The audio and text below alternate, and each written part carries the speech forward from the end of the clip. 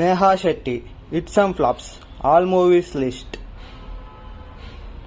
ముంగారు మలై 2016లో రిలీజ్ అయింది, super hit.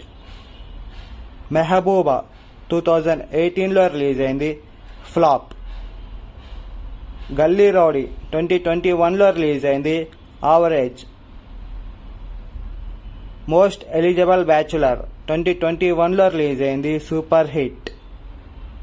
DJ Tillu 2022లో రిలీజ్ అయింది, బ్లాక్ బస్టర్. బెదురులంక 2023లో రిలీజ్ అయింది, యావరేజ్. రూల్స్ రాజన్ 2023లో రిలీజ్ అయింది, ఫ్లాప్. టిల్లు స్క్వేర్ 2024లో రిలీజ్ అయింది, hit. Gangs of Godavari upcoming movie